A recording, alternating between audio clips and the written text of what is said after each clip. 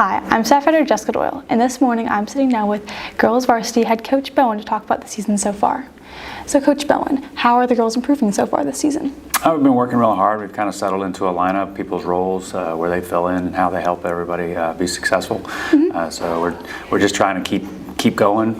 Season's not over, so we're still trying to improve. We're still trying to get better, and it's just we've entered that playoff round, so it's always a lot of fun. Yeah, and so you have a really good mix of upperclassmen and lowerclassmen on your team. How does that kind of come together when you're practicing or in games? It helps in that you get different perspectives. You know, some people have been here around a while. Other people are just coming in, and they all bring their own little talents and capabilities.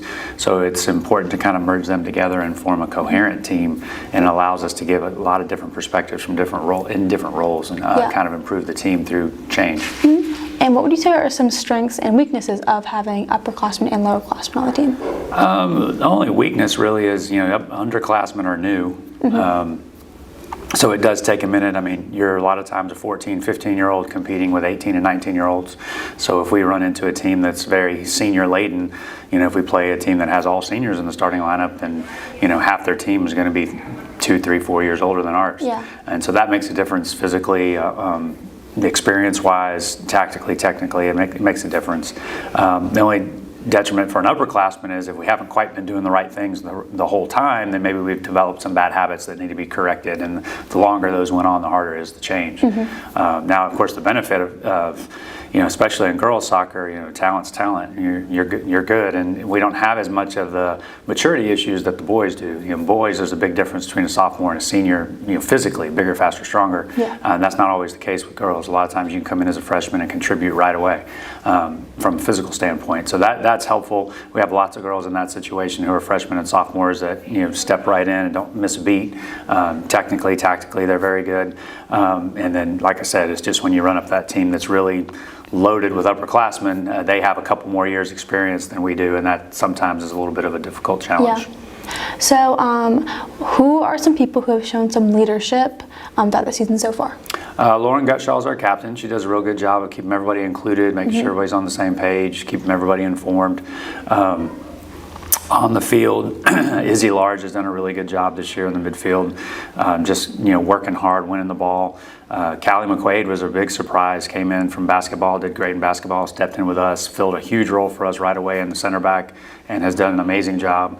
And then, of course, Kendra Vasca has come in and done a great job up top. You have Olivia Shaw, Mia Hargrove's done a good job up there. Jessica Beals come in and Juliana Beals come in and done a good job.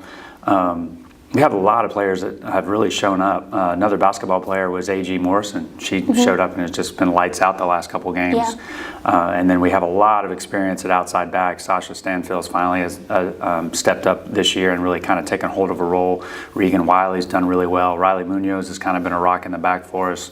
And then keepers with Ella Strickland and Addie Smith, and then also Emmy Berdal. I mean, we're pretty much covered wherever we're at. Yeah. So we've got a good talent, good hard-working crew, and we just got to, like I said, keep working to get a little bit better, that 1% every day, and if we do that, we have a chance. Yeah, so playoffs start tomorrow. How have you guys been preparing for playoffs? We've done a lot of work just because we had spring break, so we came back. We practiced the Friday before spring break, took about 5 days off, and then came back the following Friday.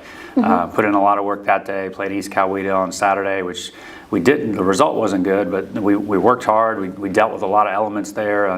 Weather was awful. It was cold. It was rainy. But we played well, especially the second half. We kind of grew into the game, and then we kind of picked that up. Took Sunday off, and then picked that up on Monday and Tuesday, and really put a lot of work in to try to get our legs back and get ready to go. And the girls are kind of in a double situation at the moment. Just about half our team has a big club tournament coming this weekend also. So they've been training with them and training and playing with us, and so we finally should start getting a load that lightens a little bit once we get past this weekend, which will be beneficial for the playoffs. Yeah. So what are some specific things that the team in general has improved on over the season? We're just doing better with being consistent in how we play. A lot of times we kind of almost run out of ideas and we start being very direct, just dump the ball over the top and hope somebody's there. We work the ball really well in the back and in the midfield. It's just that final third we're trying to improve on, and I thought we did a much better job with that in the second half, in particular on Saturday. So that's been kind of an area of focus. We've talked the last couple of days about transition, going from attack to defense and defense to attack, and getting our shape right immediately. A lot of times we're a little bit slow to do that. So those are just the things that currently we're really working on and pushing, and we've seen a little bit of improvement on. Yeah, well, thank you very much. You're welcome. Be sure to come out tomorrow night at 5 o'clock to support your Panthers here at home at Starr's Mill. It's the first playoff game. And to stay caught up on all your Starr's Mill High School news, visit theprowlernews.org or follow us on social media at SMHS Prowler.